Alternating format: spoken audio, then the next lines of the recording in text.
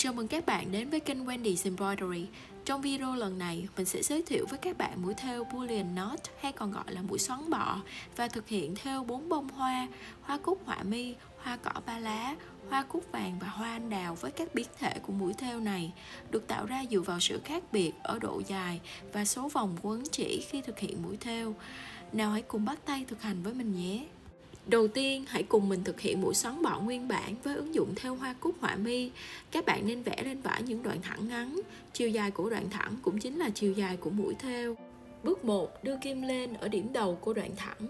Bước 2. Đâm kim xuống ở đầu còn lại của đoạn thẳng. Độ dài của đoạn thẳng cũng là độ dài của mũi thêu. Sau đó đưa kim lên một nửa trở lại tại điểm đưa kim lên ban đầu. Chú ý không làm tách sợi chỉ. Bước 3. Quấn sợi chỉ quanh đầu kim từ 5 đến 10 vòng hoặc số vòng cần thiết tùy theo độ dài nút thắt mong muốn. Ở đây mình chọn quấn 12 vòng. Dùng tay trái giữ chặt các vòng chỉ, đảm bảo các vòng chỉ được xếp đều và sát mặt vải. Bước 4. Giữ sợi chỉ căng, từ từ kéo kim xuyên qua cả vải và các vòng chỉ đã quấn. Bước 5. Nhẹ nhàng kéo sợi chỉ về phía đầu còn lại của đoạn thẳng, đồng thời dùng kim để chỉnh và nén nút thắt sao cho thật đều và gọn đẹp. Cuối cùng, đưa kim xuống hoàn toàn tại điểm đầu của đoạn thẳng, vị trí đâm kim xuống lúc ban đầu để cố định mũi thêu. Tiếp theo, mình sẽ áp dụng mũi xoắn bọ nguyên bản để thêu hoa cúc họa mi đã nở và hoa vừa hé nở. Trước tiên, các bạn vẽ một vòng tròn nhỏ làm nhụy hoa, sau đó vẽ các đường thẳng tỏa ra từ tâm để định hình cánh hoa. Dùng 4 sợi chỉ màu trắng, lần lượt thêu các mũi xoắn bọ có chiều dài đều nhau, hướng ra từ nhụy. Lưu ý, đầu các mũi xoắn bọ nằm trên viền nhụy hoa nên sát nhau nhưng không chồng lên nhau. Mũi xoắn bọ nguyên bản yêu cầu số vòng quấn chỉ vừa khít với chiều dài mũi thêu. Các vòng quấn cần đều đặn, gọn gàng và nằm sát mặt vải, tạo nên cánh hoa mềm mại, nổi khối, rõ ràng. Lưu ý, nếu nút xoắn bị lỏng, hãy điều chỉnh lại bằng cách nhẹ nhàng kéo sợi chỉ và dùng đầu kim nén lại. Không nên quấn chỉ quá nhiều vòng nếu chưa quen tay, vì dễ khiến mũi thêu bị rối hoặc vòng không đều. Với hoa cúc họa mi vừa hé nở, các bạn cũng thực hiện tương tự bằng mũi xoắn bọ nguyên bản. Phần lá được thêu bằng mũi bó bạc, còn gân lá và cành lá được thêu bằng mũi lướt vặn để tạo độ tự nhiên và mềm mại cho cành hoa. Sau đó, tiếp tục thêu đài hoa bằng mũi bó bạc, bắt đầu từ hai đầu của hình đài hoa, rồi thêu dần vào trong để dễ xử lý phần đỉnh nhọn.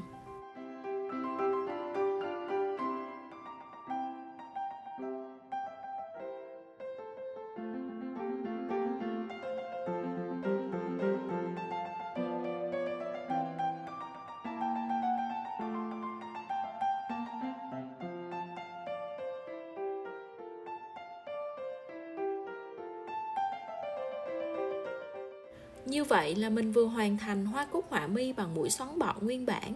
Bây giờ mình sẽ chuyển sang thêu hoa cỏ ba lá, clover, flower với biến thể thứ nhất của mũi xoắn bọ. Số lượng vòng quấn chỉ nhiều hơn một chút so với chiều dài của mũi thêu, tạo hiệu ứng nút chỉ nổi nhẹ trên bề mặt vải. Các bạn vẽ lên vải một đoạn thẳng, đây cũng chính là chiều dài của mũi thêu. Tiếp theo thực hiện các bước tương tự như với mũi xoắn bọ nguyên bản, nhưng quấn nhiều vòng chỉ hơn so với chiều dài của mũi thêu. Ở đây mình chọn quấn 13 đến 14 vòng, giúp tạo hiệu ứng nút chỉ nổi cong tự nhiên sau khi hoàn thành. Tiếp theo, mình sẽ áp dụng biến thể nổi cong nhẹ của mũi xoắn bọ để thêu hoa cỏ ba lá, clover flower. Mình bắt đầu với mũi xoắn bọ trung tâm, sử dụng chỉ DMC mã màu 605 với 13 vòng quấn chỉ.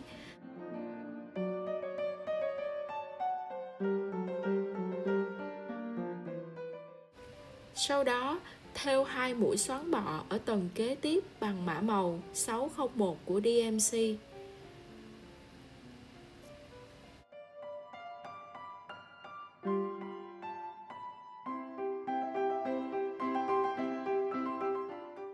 Sau đó, thêu hai mũi xoắn bọ tiếp theo bằng mã màu 603 của DMC.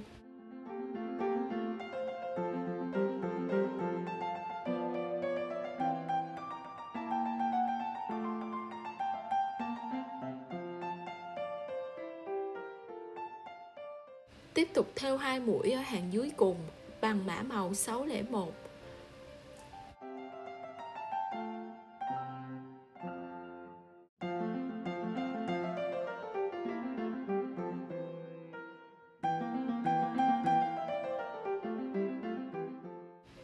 Cuối cùng thêu 2 mũi xoắn bọ ở hàng trên cùng bằng mã màu 603. Tất cả các mũi xoắn bọ đều có 13 vòng quấn chỉ, tạo độ nổi nhẹ và độ cong tự nhiên cho cánh hoa. Lưu ý, cố gắng giữ cho các vòng chỉ đều, gọn và nổi nhẹ trên bề mặt vải. Khi kết thúc mỗi mũi thêu, tránh siết chỉ quá chặt để không làm nhăn vải. Giấu mối chỉ kỹ lưỡng để đảm bảo nút chỉ chắc chắn, không bị bung. Phần đài hoa được thêu bằng mũi móc xích rời, thêu lá bằng mũi bó bạc và thêu cành hoa bằng mũi lướt vặn. Vậy là mình vừa hoàn thành hoa cỏ 3 lá Clover Flower với biến thể nổi cong nhẹ của mũi xoắn bọ rồi nè. Trong phần tiếp theo, mình sẽ hướng dẫn các bạn cách thêu hoa cúc vàng bằng một biến thể khác của mũi xoắn bọ, giữ nguyên số vòng quấn chỉ nhưng giảm một nửa chiều dài của mũi thêu để tạo hiệu ứng nút tròn nổi rõ hơn trên bề mặt vải. Đầu tiên, mình vẽ lên vải một đoạn thẳng có chiều dài bằng với mũi xoắn bọ nguyên bản. Tiếp theo, thực hiện các bước giống như mũi xoắn bọ nguyên bản, giữ nguyên số vòng quấn chỉ 12 vòng. Ở đây mình chọn quấn nhiều vòng hơn để minh họa rõ hơn độ nổi của biến thể này.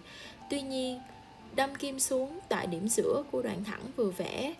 Nói cách khác, chiều dài của mũi thêu trong biến thể này chỉ bằng một nửa so với chiều dài mũi xoắn bọ nguyên bản, nhưng với số vòng chỉ vẫn giữ nguyên hoặc nhiều hơn tùy thích. Cuối cùng, thực hiện các bước cố định nút chỉ như thường lệ. Các vòng quấn cần đều nhau, sát nhau, không chồng chéo để tạo nút chỉ gọn và chắc. Sau khi hoàn thành, nút chỉ sẽ tạo thành một cung tròn rõ nét trên mặt vải, trông như một cánh hoa nổi nhẹ, rất phù hợp để thêu các chi tiết hoa nhỏ, hoa nở tròn hoặc nhụy hoa. Tiếp theo, mình sẽ áp dụng biến thể mũi xoắn bọ này để thêu hoa cúc vàng. Mình sẽ thêu 2 tầng cánh hoa để tạo hiệu ứng hoa cúc nhiều cánh. Đầu tiên, với 5 cánh hoa ở tầng thứ nhất, mình thêu mũi xoắn bọ có độ dài khoảng 2.5 mm. Hai đầu mũi thêu rất gần nhau nhưng không chạm vào nhau. Kết hợp với 24 vòng quấn chỉ để tạo độ cong tròn cho hình cánh hoa. Để tạo cảm giác cánh hoa xen kẽ tự nhiên, mình đặt điểm lên kim của cánh hoa sau, ngay sát điểm xuống kim của cánh hoa trước, tạo hiệu ứng chồng nhẹ giữa các cánh hoa.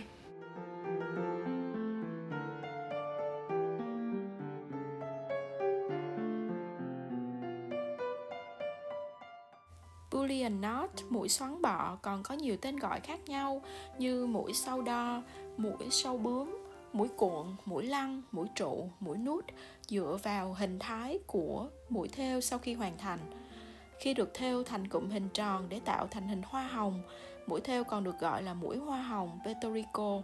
Trong một video khác, mình sẽ hướng dẫn các bạn cách thêu hoa hồng bằng mũi Boolean knot hay còn gọi là mũi xoắn bọ.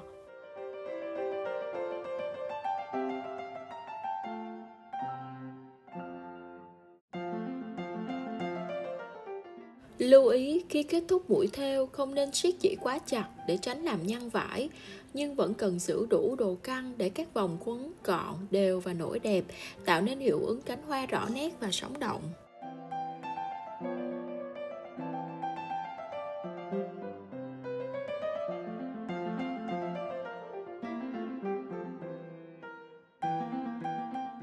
Mình thêu tầng cánh thứ hai với độ dài mũi xoắn bọ khoảng 3.5 mm và vẫn giữ số vòng quấn chỉ là 24 vòng. Các cánh hoa tầng 2 được bố trí nằm giữa hai cánh của tầng 1, tạo nên cảm giác đầy đặn và tự nhiên.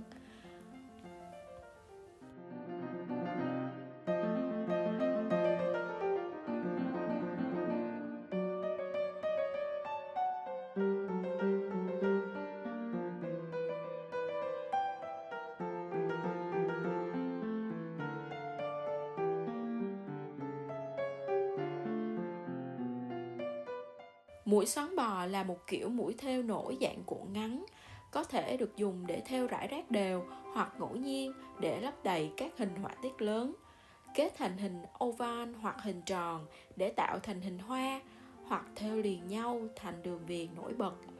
Ngoài ra, các biến thể của mũi thêu này với sự khác nhau về độ dài và số vòng quấn chỉ cũng được dùng để thêu kết theo chùm, tạo hình các bông hoa khác nhau.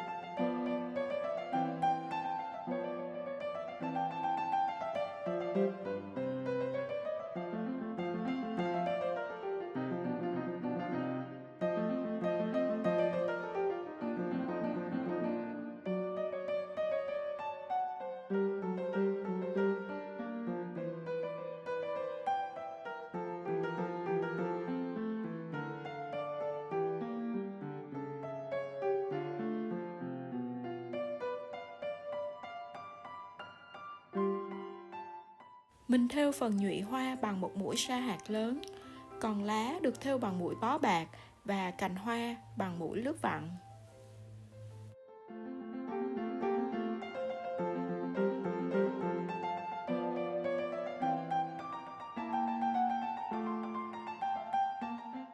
Vậy là mình vừa hoàn thành một bông hoa cúc vàng bằng biến thể cung tròn nổi của mũi xoắn bọ rồi nè. Tiếp theo mình sẽ hướng dẫn các bạn thêu hoa anh đào nở to bằng biến thể thứ ba của mũi xoắn bọ. Hai đầu mũi thêu chạm vào nhau, kết hợp với số vòng quấn chỉ nhiều hơn, tạo hiệu ứng cánh hoa hình giọt nước mềm mại. Để thực hiện biến thể thứ ba của mũi xoắn bọ, mình làm các bước tương tự như mũi xoắn bọ nguyên bản với 24 vòng quấn chỉ.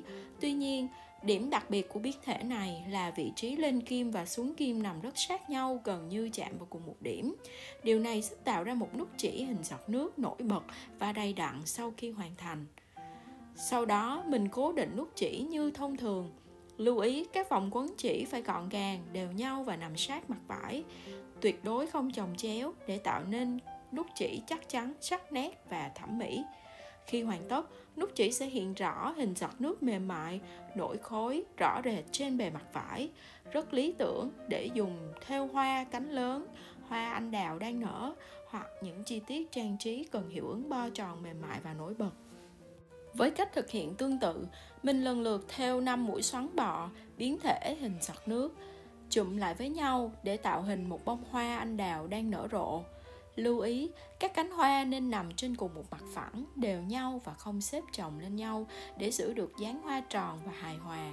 Số vòng quấn chỉ ở mỗi cánh hoa cần bằng nhau, ở đây là 24 vòng, để đảm bảo cho các cánh hoa có kích thước và độ nổi tương đồng, tạo cảm giác cân đối cho toàn bông hoa.